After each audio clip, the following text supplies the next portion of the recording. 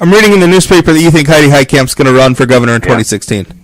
I love speculating about those kinds of things when I'm in my sort of political, historical mode. My whole point about it is that why wouldn't she? I noticed that a political scientist said that the senator is a higher ranking position than governor, and I would say, oh boy, I don't want to take that guy's class because it is quite obvious that governor is the highest ranking position next to vice president of the United States. So in any state, that is the number one position, and it's the party building position.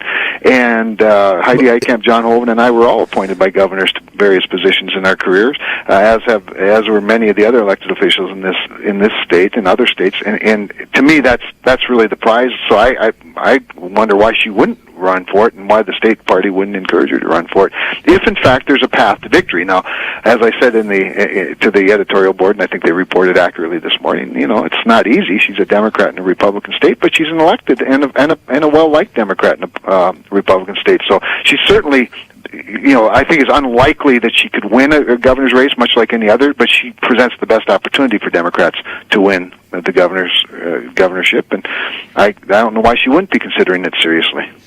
I've heard that. Do you think Dalrymple's going to run again in 2016? I feel like he is. He has certainly not indicated to me whether he is or he isn't. I think he's probably honestly exploring that in his own heart and mind with his wife, with Betsy. They're thoughtful people and they want to do the right thing. So I really don't know, but I do know that he's far too smart and too savvy to tip his cards early, to tip his hand early, because he's got a legislative session yet to finish, perhaps a special session later in the year, depending on what happens with revenue and what happens with the King versus Burwell's U.S. Supreme Court case, which I think is, the legislature needs to preserve a few days to deal with that, depending on what happens. So, he's too smart to become a lame duck early if he doesn't need to, and I think that's wise on his part. Plus, I think he sincerely doesn't know. The last question, and it's been pretty easy to govern in North Dakota for a while. I say easy, but let's face it. When the money's flowing in, it's pretty easy to look pretty good. Sure. Oil prices have fallen. Does that change the political dynamics in North Dakota at all?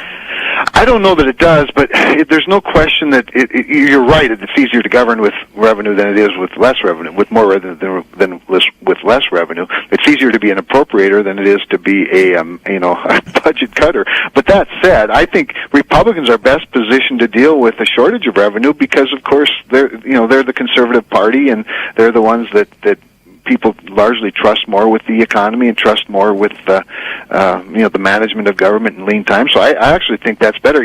I look back to Ed Schaefer, and I served in his administration for 8 years, and he didn't have this luxury, and he was immensely popular. He was very accessible to the people, but he was also a good manager, and he never put it this way. Every budget that we offered, every budget I ever presented to the legislature, to the governor first, to OMB first, was less money than the previous one. And I don't mean inflation considered. I mean literally less money.